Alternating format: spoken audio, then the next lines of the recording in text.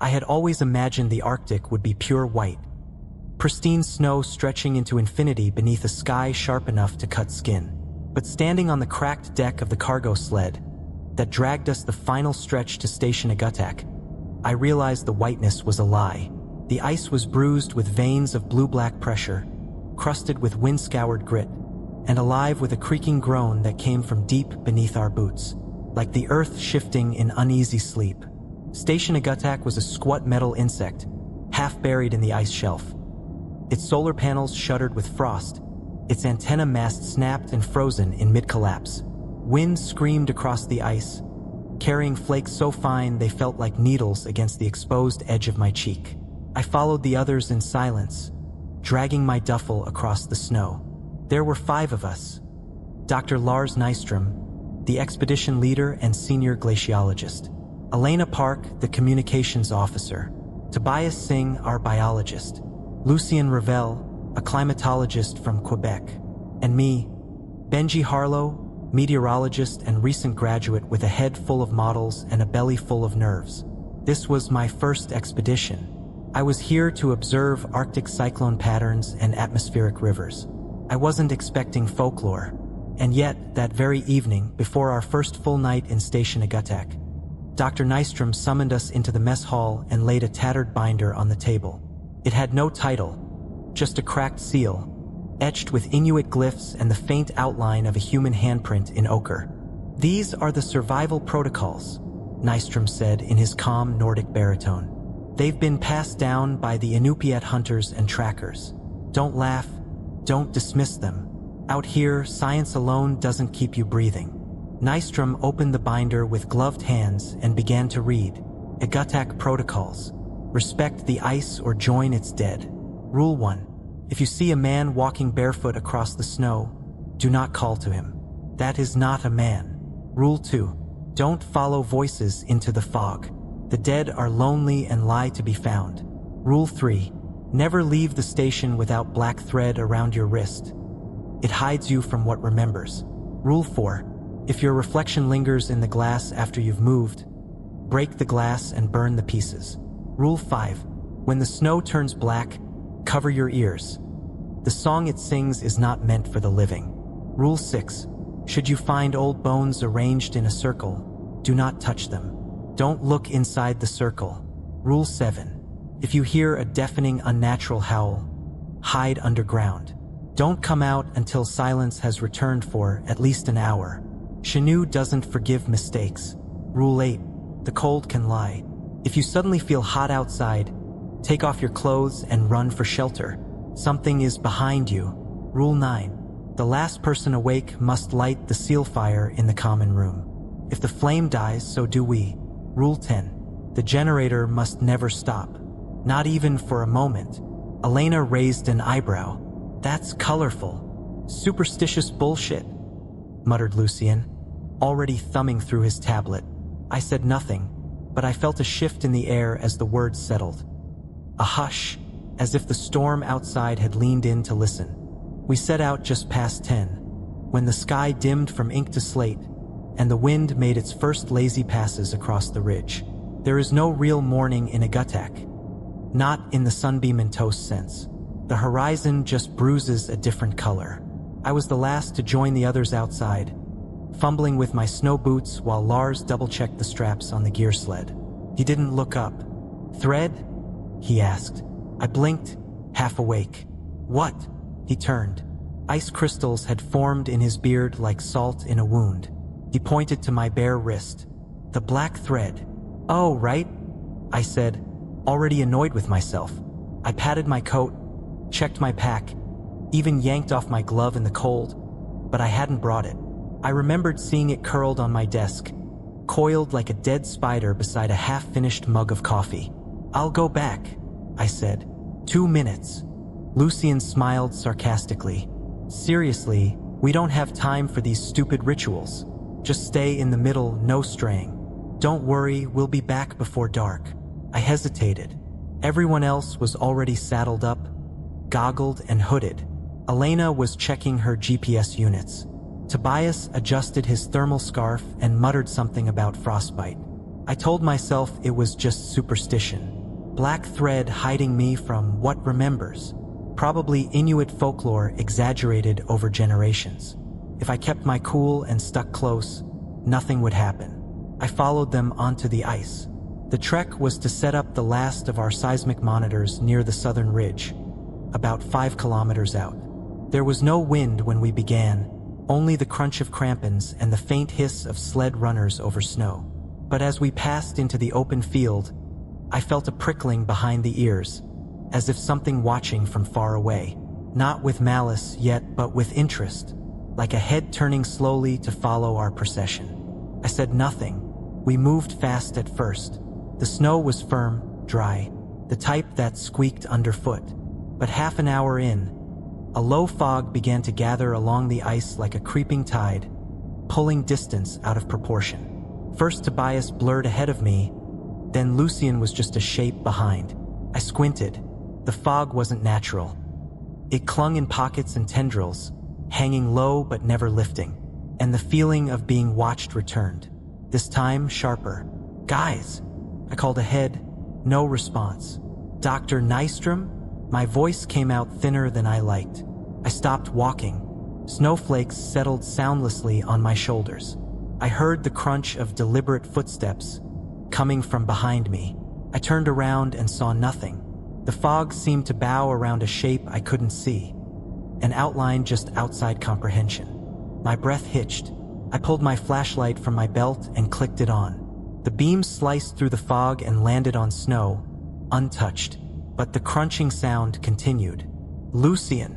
I tried. The shape in the mist didn't answer. It moved like a man, but not quite. The rhythm was wrong, offbeat. I backed up. The sound stopped, and in that hanging second of silence, I understood something. The thing in the fog knew I was unthreaded. "Shit!" I whispered, then turned and ran. I don't know how long I moved like that, half running, half skidding over the packed snow. The fog parted in sudden blasts, then sealed shut again behind me. I didn't look back. Somehow I found the others. The outline of the gear sled broke through the whiteness ahead, like a shipwreck in storm waters. Lars grabbed my arm before I collapsed into the side of the sled. "Where were you?" he snapped. "You fell behind." I heard something." He looked down, his eyes narrowed. "Your thread's still off." "I know," I mumbled. He stared past me into the curtain of fog. Then he reached into his coat and pulled a spare length of thread from a tin. Without speaking, he tied it around my wrist tight. Only then did I notice how the pressure in my chest eased. Muffled. "I told you," he said. "It hides you, but only if you wear it." He didn't ask what I saw. Maybe he already knew. We reached the ridge at dusk. The fog didn't follow us past the boundary, marked by an old cairn. Its stones blackened with something that didn't look like soot. We didn't talk about it that night, but when I returned to my room, I found the black thread I'd left behind, sitting on my pillow, tied in a noose. The wind had calmed, but the silence was worse. It pressed against the station walls like a held breath, waiting to exhale. Inside, the hum of the generator provided a fragile sense of normalcy, a reminder that the world hadn't completely unraveled. I sat alone in the observation room, reviewing atmospheric data. The monitors displayed the usual readings, but something felt off. The numbers danced erratically, as if manipulated by unseen hands. I rubbed my eyes, blaming fatigue. The large window before me reflected the room's interior. I caught a glimpse of my reflection. Pale, tired, but otherwise unremarkable. I turned back to the monitors. A moment later, a chill ran down my spine. I looked up. My reflection hadn't moved. It still stared at the monitors, its eyes wide with an emotion I couldn't place. I stood slowly, heart pounding. The reflection turned its head to face me, lips curling into a grin that didn't reach its eyes. I stumbled back, knocking over a chair. The reflection mimicked my movement, but with a delay, as if mocking me. I remembered Rule 4. Without hesitation, I grabbed a nearby stool and hurled it at the window. The glass shattered, shards scattering across the floor. The reflection vanished. I gathered the pieces, careful not to touch the reflective surfaces. In the incinerator room, I tossed them into the flames, watching until they were reduced to ash. The air felt lighter, the oppressive silence lifting slightly. Back in the observation room, I replaced the broken window with a sheet of opaque plastic. No more reflections, no more chances for something to peer through. That night, I tied the black thread tighter around my wrist and lit the seal fire with trembling hands. The flame flickered, casting dancing shadows on the walls. I sat beside it, unwilling to sleep, listening to the wind howl outside, carrying with it whispers of things best left unseen. The cold sharpened overnight, the sort of Arctic cold that crept past insulation and bit into the meat of you. Even indoors, it found the cracks. Lucien had started pacing, muttering in French between long silences, his fingers twitching at invisible threads in the air. Elena refused to leave the comms room, clutching the radio mic like a rosary. She hadn't contacted the outside world in 3 days. Not since the last transmission ended in static, and a voice that whispered her name from nowhere. Dr. Nystrom gathered us after breakfast in the main room, seal fire burning low behind him. "I need a pair to head out to the ridge and check the temp sensors," he said, his voice dry and clinical. "The data's been off for 2 nights. Could be nothing, but we need to rule out snow burial." I volunteered before I could think better of it. So did Tobias. He gave me a grim smile and shrugged. "Can't let the fresh guy show me up." Nystrom handed us a satchel with a thermos, a flare, and a roll of fresh black thread. "Rewrap your wrists before you leave," he muttered. "And stay sharp. Remember what I told you. Watch the snow." It was mid-morning when we left the station, the sun hanging low and faint, as if filtered through grease. Our boots crunched in the powder as we trekked northeast. The world was an endless silence, broken only by the groan of shifting ice and the occasional gust of wind, dragging ghostly streamers across the plains. I couldn't shake the sense that some presence was trailing just beyond the edge of vision, too patient to be seen. Tobias kept it light. He pointed at distant ridges and told stories about storms and near misses from his last expedition in Greenland. I half listened, nodding, trying to stay anchored. After an hour, we reached the ridge. The sensor pole was still upright, half buried in a drift. Tobias crouched to clear it off. I kept watch and noticed something strange. At first, I thought it was just a shadow, maybe a cloud passing overhead, but the sky was a wide blank sheet. Still, the snow around us was dimming, darkening, as if soot had been sifted from the air. "Tobias," I said, voice low, "look at the snow." He turned. His expression shifted, humor draining from his face. What the hell? The whiteness beneath our boots had turned the color of coal. It shimmered faintly, like oil spreading across ice. Then I heard a hum, low and hollow, like someone singing underwater. It was melodic but wrong. Melancholy, vast, impossibly distant, and yet vibrating in my skull, like it came from within. My ears throbbed, vision doubled. Shapes moved at the corners of my eyes, figures trudging toward us with too many joints. "Cover your ears," I screamed. We dropped into the snow and clamped our hands tight over our heads. I curled into myself, trying to think of anything else. My sister's laughter, warm sand between my fingers, the electric buzz of city lights. But the song wormed through skin and bone. It wanted to be heard. It needed to be heard. I felt blood trickling from my left nostril. Beside me, Tobias was groaning, kicking weakly.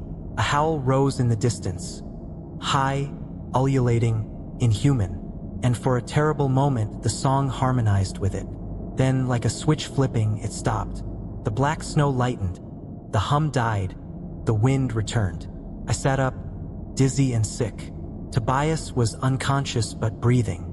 I hauled him to his feet, half-carried him back to the station. Every few steps I looked over my shoulder, but the plane behind us was empty, clean, deceptively so. Nystrom met us at the threshold, jaw tight. He helped drag Tobias inside and motioned for me to stay put. In the flickering seal firelight, I watched the expedition leader pour a line of salt across the doorframe, and whisper something in a language I didn't understand.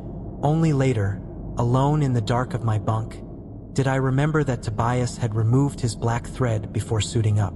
He'd laughed and said, "It's just superstition. Cold doesn't care about thread.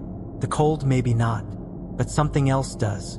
Behind us, Tobias lay in one of the med cots, still semi-conscious.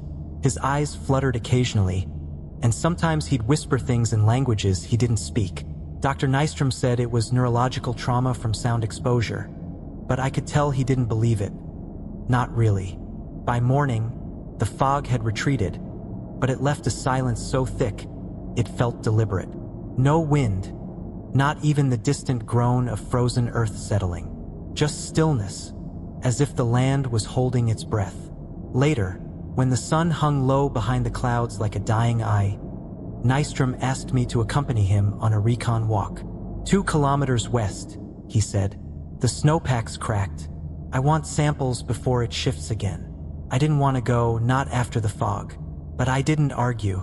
We tied the black thread around our wrists, checked the fuel in the snowmobile, packed thermoses, gear, and we left, carving a path across the brittle white.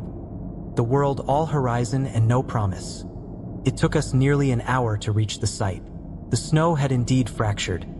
Great jagged veins, slicing across the ice like pressure wounds. The station shimmered behind us, distant and small, almost as if it had never existed at all. We worked in silence for a while, taking samples, measuring displacement, noting irregularities. The wind began to pick up just as Nystrom muttered, "There's something strange over there." I followed his gesture. Rising from a low swell in the snow was a blackened wooden frame, partially buried. A fence maybe, or the remains of an old sled harness. Scattered just beyond it was a circle of bones, yellow and brittle, half exposed by the shifting drifts. Some animal, I thought at first, but as we got closer, I felt the hairs on my neck begin to rise. They were too long and slender, arranged too neatly. The bones had been placed in a perfect ring, each one pointing inward, forming a shallow perimeter about 2 meters across. Inside, the snow was oddly undisturbed, flat, smooth, with an unnatural luster, almost glass-like. It was as if the wind hadn't dared to cross the threshold. "Don't step closer," Nystrom said sharply, catching my arm. I froze mid-step. "That's not Inuit," he whispered, his voice low and taut. I looked at the bones again, and something inside me rebelled. It wasn't fear exactly. It was revulsion, a deep, gut-level wrongness, like stepping into a room where someone had just died. The air felt thicker inside the ring, though I hadn't moved. Nystrom turned to me. "We leave it. But what is it?" Something no longer meant to be seen. Something meant to bind. I stepped back. The clouds were curling now, pressing lower. Shadows darkened the snow in strange patterns, and for a brief moment, I thought I saw something flicker inside the ring, just beneath the surface. Not a shape exactly, but a suggestion of movement, like fingers brushing the underside of a sheet of ice. "I don't think we should have come out here," I said quietly. Nystrom didn't answer. His eyes were fixed on the bones, wide and wet with a fear I'd never seen in him before. Then something moaned beneath us, a voice, barely audible, rising from the center of the bone ring. It was slow and full of aching hunger. I backed away instinctively, my breath fogging up my mask. Behind us, the wind carried the sound farther, just far enough for me to catch a single phrase. "I remember you." Nystrom grabbed my arm, and we ran. Back on the snowmobile, neither of us spoke for the entire ride. The storm followed us like a second shadow, low clouds boiling across the plain, threatening to collapse the horizon itself. When the station finally came into view, its beacon flashing dimly in the gathering gloom, I let out a breath I hadn't realized I'd been holding. That night, I kept thinking about the ring, about the glassy surface inside it, about the voice and the name it never said. Around 2 a.m., the storm that had trailed us from the bone circle stalled over the station like something sentient, curling around the domes and steel supports with weight instead of motion. The satellite uplink hissed into static. The walls, reinforced against pressure and sub-zero temperatures, creaked with strain as if something was pressing from the outside. I lay in my bunk with one eye open, watching the reflection of the emergency light blink against the frost on my window. Everyone else had retired hours earlier, and I'd volunteered for the midnight seal fire as always. The flame, a curl of blue behind the sheeted stone hearth, flickered weakly, but it held. I sat across from it, wrapped in my parka, clutching a mug of black coffee that tasted more like rust than warmth. Tobias, who was feeling better, was the first to hear it. He came stumbling down the corridor from his room, eyes wide and unfocused, barefoot on the cold tile. "Do you hear that?" he whispered. A low groan, somewhere between a glacier cracking and a whale's death cry, slithered across the sky above us. It wasn't loud at first, more like pressure, like something tunneling its way into the air. My ears popped, my vision wavered, and then it hit, the howl. It roared out across the snowfields, a cacophony so loud it bent the air around the station. The lights flickered once, the ceiling shuddered. Somewhere down the hallway, a pipe burst, and beneath it all was the sound of laughter, dry and full of decay, like ice cracking over a corpse's mouth. I dropped my mug. Coffee splashed across the floor. "Underground," I snapped, grabbing Tobias by the wrist. "Now!" We didn't stop to alert the others. There was no time. Rule 7 didn't say warn, it said hide. The access to the sublevel storage, our only underground shelter, was a narrow steel hatch at the back of the supply room. I yanked it open, shoved Tobias in first, then climbed after him, slamming it shut. My fingers trembled as I locked the bolt. The silence down there was suffocating. Dust settled from the ceiling with each new bellow from the thing outside. Its cry warped between tones, sometimes almost human, other times more animal than anything that had ever walked upright. I pressed my back to the cinderblock wall and breathed slowly through my nose. Tobias sat across from me, knees pulled up, teeth chattering. "How long?" he asked. "An hour," I said. We wait for silence. Then another 60 minutes. 40 minutes in, something began dragging across the roof above us. The footfalls were wet and irregular, heavy like something long-starved walking for the first time in years. Every few steps it would pause and sniff. Yes, sniff, as though tasting the air for us. And then it screamed again, and this time it wasn't just sound. It was pain. Raw, bottomless pain, so ancient and deep it passed through the bones, like cold through skin. Tobias began to weep. I didn't blame him, because when the creature passed directly overhead and paused for almost 10 full seconds, I realized what I'd feared all along. It wasn't just looking for prey, it was looking for someone, and it knew we were near. Eventually, the footsteps receded. The howls fell silent. We waited 61 minutes, then 70. At 80 minutes, we climbed back up. The station was intact, but changed. The snow outside the door had melted into a foul gray slush that steamed in the cold. The air stank of rot and rust. The seal fire had gone out, and embedded in the steel of the outer door was a long pale claw mark, 4 jagged lines as wide as a man's torso, fused into the metal like it had been soft. At that moment, Dr. Nystrom found us. He didn't ask where we'd been. He just looked at the claw marks, then at the dead fire and at me. "You lit it before the howl?" I nodded. "Then we're not dead yet," he said. "But it's seen the station now." "What was that?" Tobias asked. Nystrom looked toward the ice-blurred windows. His face was unreadable. "That was the Chenoo. It remembers warmth, and once it smells it again, it doesn't forget." The fog rolled in just before dusk. It crept in from the north, slipping across the ice in silence, muffling the world with a hush that felt like a held breath. I stood in the radio room beside Elena, watching the horizon disappear inch by inch. "No system forecasted this," she murmured, scrolling through the satellite maps again. "Visibility was supposed to stay clear through the week. Maybe an anomaly," I said, though even as the words left me, they rang hollow.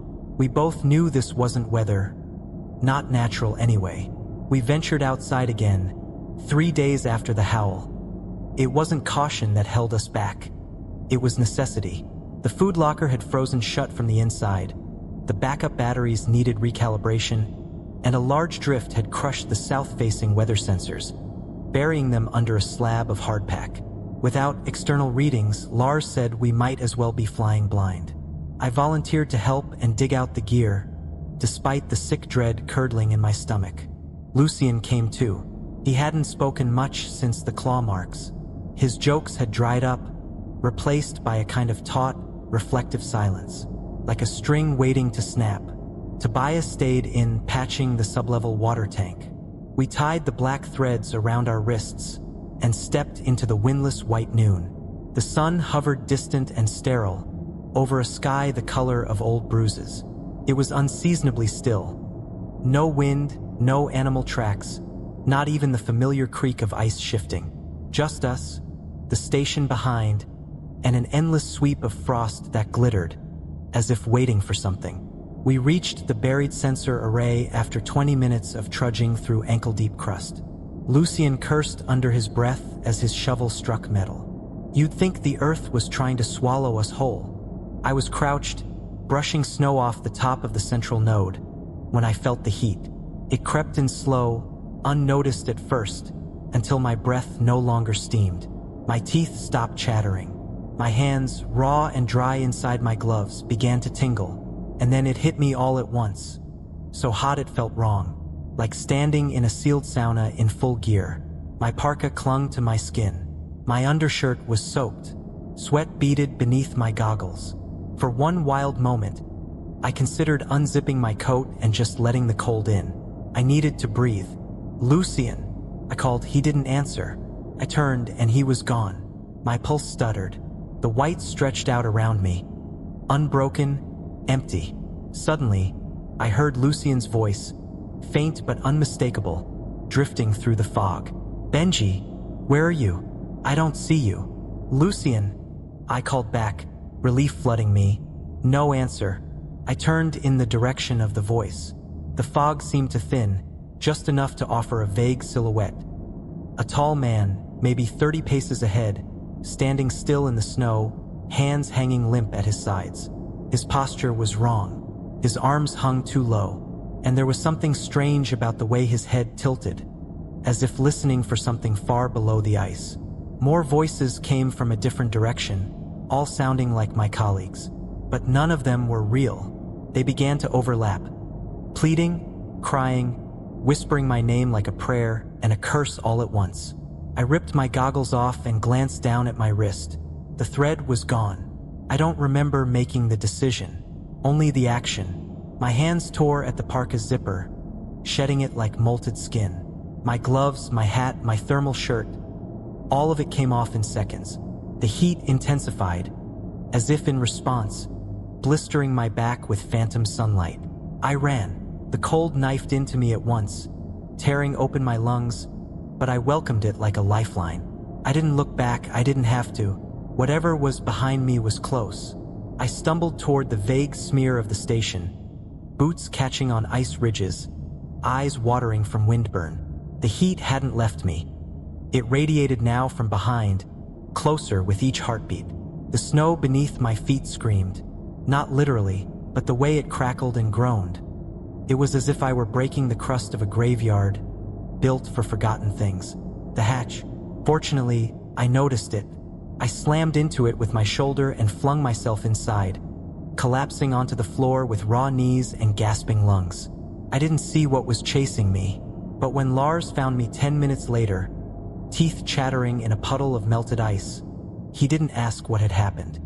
He just looked at my naked arms and the scorched line where the black thread had once been. "You felt warm," he said, voice low. "Didn't you?" I nodded, shivering uncontrollably now. It was like the sun. He didn't answer right away, just stared out the window at the nothing waiting beyond the glass. "The chenoo's not the only thing in the white," he said at last. "Some spirits hunt with trickery. They know your mind better than you do. That heat, it's the last thing the dying remember." Lucien didn't come back that night. Dr. Nystrom organized a search at dawn, against his better judgment. "I don't like it," he said, staring at the low bone-colored sky. "But if he's out there and not something else, we owe it to him to try." Tobias and I suited up, wrapping extra coils of black thread around our wrists, until the skin puckered beneath it. I double-checked the flare gun in my coat and Elena's emergency transponder, which Lars insisted we carry, even though the signal would barely make it past the nearest ridge. "No matter what you hear," Lars said, "no matter what you think you see, do not go off the search line." We nodded. Even Tobias, who used to scoff at the rules, had grown quiet.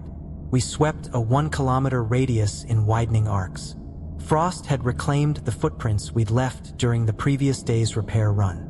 All signs of Lucien were gone, scrubbed away as neatly as chalk off a blackboard. But defying all reason, we found a trail. Midway through our arc, Tobias raised a hand and pointed to a set of prints, winding across a patch of untouched powder. Bare feet, wide-set toes, sunken depressions that should not have existed in this weather. Tobias leaned in, squinting. "It has to be Lucien. He could lost his boots." "No," I said before I even knew I was going to. "Look at the spacing. Those aren't human steps. They're dragging." Tobias hesitated. His breath misted in the air. Then his eyes lit up. "There, look!" I followed his gaze. Far ahead, where the horizon dissolved into wind-sculpted ridges, a figure moved. It walked slowly, barefoot, hunched slightly as if from cold. But its posture was off. The shoulders were too high, the limbs too long. It wore no coat, no hat, no gloves. And somehow it wasn't shivering. "That's him," Tobias breathed. "It's Lucien." And before I could stop him, he shouted, "Lucien!" The figure turned. Even from a distance, I could see its face. Not fully, but enough to know two things with sick certainty. It looked like Lucien, but something was missing. The skin didn't hang right. The eyes were too dark, set too deep. The figure began to walk toward us, slow and steady. Tobias took a step forward. I grabbed his arm. "That's not Lucien. You don't know that," he shouted. "I do. Look at its feet." It was sinking through the snow, as if it were heavier than it should be. Each step dragged long lines behind it, like something dead being hauled through the drifts. I could feel my pulse in my ears. "We go back now." "But now, Tobias." He looked torn, eyes flicking between me and the thing in the snow. But something in my tone, or maybe something in that broken, gliding gait, convinced him. We turned and began moving back toward the station. Behind us, the footsteps grew faster. The thread bit into my wrist with every stride. The air grew thinner. I could hear only our footsteps and that unnatural rhythm trailing behind. Faster, louder. We kept walking until the sound stopped. When we crossed the outer boundary of the camp and saw the satellite dish rise into view, my knees nearly buckled with relief. The hatch swung open before we reached it. Nystrom standing in the doorway, his face pale. "You saw him," he said softly. "The ones who die frozen. They don't all stay dead. Some of them walk until they forget they ever stopped." Later, around 2:30 a.m., Elena woke up screaming. She'd seen a barefoot creature, pressing its hand against the common room window. The nights had grown longer, though night was an abstraction now. At Iguttaq, darkness seeped into the walls and hung between thoughts. It made the hours bleed into one another. Lars kept a rotating sleep schedule. None of us trusted the world enough to dream at the same time. One always stayed up. The seal fire, a broad metal basin in the common room, filled with thick reeking oil, had to be lit by the last person awake. It burned with a low, almost black flame. Lars was meticulous about it. He said the Inuit never spoke of the fire directly, but always kept it alive, especially when snow turned silent and the dead grew jealous. Elena was supposed to take last watch that night. She'd been quieter since the hand at the window. She swore it tapped just once, leaving behind no frost print or smear, only the weight of something that could look inside without seeing a reflection. I awoke to screaming, as though someone were trying to cough up their own throat. My head snapped up and I bolted out of my bunk barefoot, nearly colliding with Tobias in the corridor. "The fire," he gasped. "Did you light the fire?" The air stank wrong. We skidded into the common room together. The basin was cold and dark, extinguished. Elena lay near it, curled on her side, eyes wide open but unfocused, lips parted in a noiseless, gasping whisper. Nystrom knelt beside her, pressing talcum dust to her chest, and muttering in a language none of us understood. When he saw us, he didn't even flinch. "She forgot the fire," he said quietly. "Or she fell asleep before lighting it." "What's wrong with her?" I asked. "Is she freezing?" "No," Lars said. "She's remembering." A low hum rose through the floorboards. It vibrated in the bones. The lights flickered once, then stayed steady, but dimmer, like the walls were pulling electricity inward. Elena was muttering over and over. Names none of us recognized. Names she couldn't have known. "Are those Inuit names?" Tobias asked. Lars shook his head. "No, those are the names of the ones buried under the ice. The ones who never got proper cairns." Elena shivered just once, and the motion stilled. Her lips froze in the shape of an O. Her skin paled, colorless like parchment soaked in milk. Her eyes still moved, flicking left to right in small, insect-like jerks. "She's not gone," Nystrom said. "But she's not with us either." "We need to relight the fire," I said, already stumbling toward the canister of oil in the supply room. My hands trembled as I uncorked it.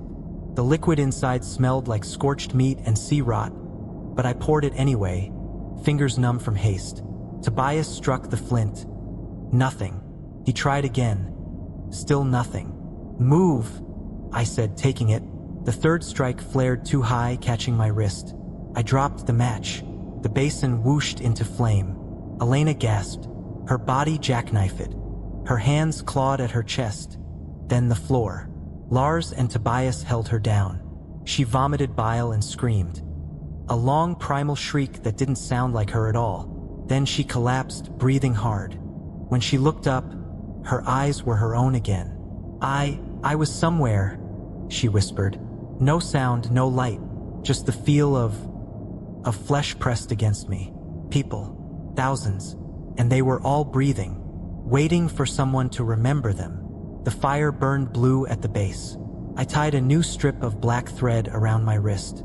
Later, as we sat watching Elena sleep, her body twitching in cycles, like she was still shaking hands with the dead, I turned to Lars. "What would have happened if we didn't relight it?" "Then," he said, "the walls would have opened." The wind returned on the third night after the seal fire incident with a low rhythmic sigh, like something massive exhaling through the ribs of the station. We tried to settle into a routine again, but nothing really settled anymore. Elena kept asking us if the fire was still burning. Tobias had stopped sleeping entirely, though he swore he was fine. I had begun to hear footsteps behind me when I was alone. The generator sat in its own squat shed, 20 meters behind the station, buried in snow up to its windows. It was old, oil-fueled, and fickle. Nystrom checked it every morning with the solemnity of a priest tending a flame. He treated its hum like it had a heartbeat, one that kept the station, and perhaps us, anchored to something real. That morning, he asked me to come with him. "I want you to learn the steps," he said, bundling a coil of thread around his wrist and tying it with a practiced knot. In case what?" He didn't answer. We trudged through knee-high snow, wind curling over our shoulders in sighs. The shed loomed ahead like a hunched figure, squat and scabbed with ice. As we approached, I noticed something strange. The snow around the door had melted and refrozen into glassy rivulets. Nystrom stopped. "Did you hear that?" I held my breath. At first, just the groan of the wind. Then, a sound of metal contracting inside the generator. Lars swore under his breath and yanked the door open. The heat hit us first. The engine inside was glowing faintly. That dull, sickly orange of metal, pushed to the edge. A thin plume of smoke hissed from a valve. The fuel gauge was nearly empty. "Damn it!" Lars muttered. This shouldn't be overheating. Not in this cold. Do we shut it down? No, he said sharply. We never shut it down. Not even for a moment. He cracked the release valve with a gloved hand. Steam shrieked out, curling upward in violent spirals. Go back to the station. Get the reserve drum. I ran. The sky had gone flat, like it had been ironed into a single dull sheet. There were no clouds, no texture, just a heavy gray that pressed down on my scalp. I didn't realize how far I'd gone until I turned around and couldn't see the shed anymore, just the station and something behind it. I froze. Lucien, standing barefoot on the snow and staring at me. His face was slack. Eyelids drooped like melting wax.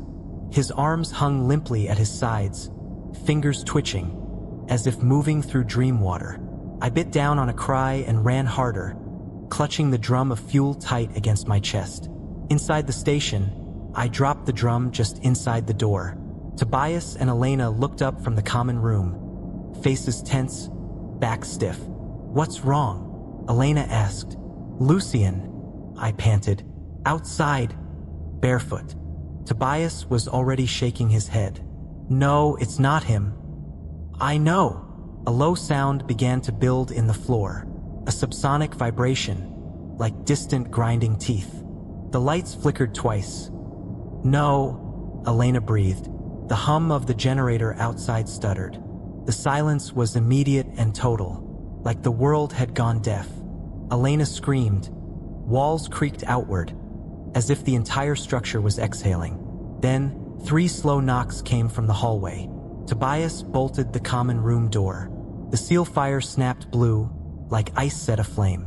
From the vents, thousands of whispers began to rise. Nystrom slammed the inner door open, face smeared with black grease, coat smoking. I told you to keep it fed, he bellowed. It stopped, just for a second, and it woke them up. What do we do? I asked, voice trembling. He looked to the fire, then to the ceiling, where frost was forming in perfect spiral patterns, like hands dragging nails across glass. Now, Lars said, we don't sleep, we don't stop. We get it running again, or we become part of what remembers.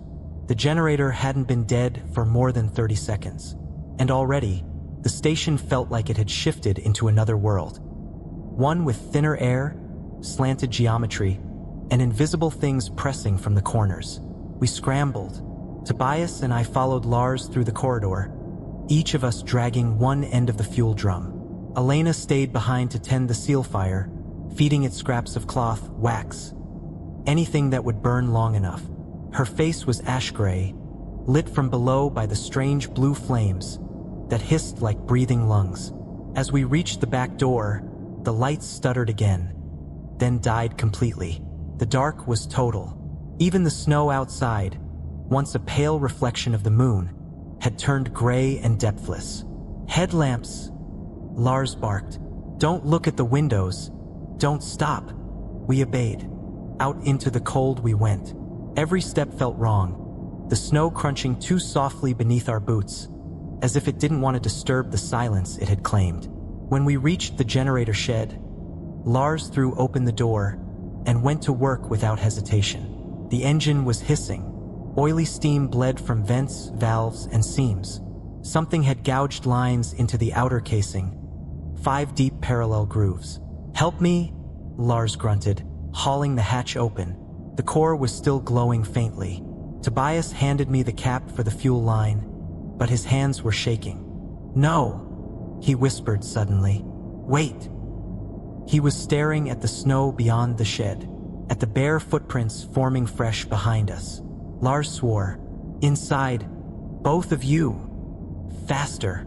We slammed the door and dropped the crossbar, just as something heavy pressed against the outside. From beyond the wall came a voice. Lars, it said, you left me behind. It sounded almost like Lucien, but slower, gurgling, like it came from lungs filling with slush. I never meant to. It's so cold. Open the door. Lars turned pale but didn't respond. He finished pouring the fuel and moved to the ignition panel. The reflection in the metal casing beside me was not my own. It stood half a second behind, its eyes flicking side to side like a trapped animal. Its mouth moved, but I remained silent. "You're already forgotten," it mouthed. I turned my head away and punched the casing. "Don't look," Lars said. The generator shuddered, groaned, and roared to life. The light bulb above us flickered on, casting stark, jagged shadows. The pressure outside the door lifted. For a moment, we heard a deafening howl. Lars's face drained of all blood. Underground, quickly, we bolted from the shed, fighting through the thickening snow. The sound pursued us like an avalanche made of hunger, impossibly loud, stripping thought from our minds.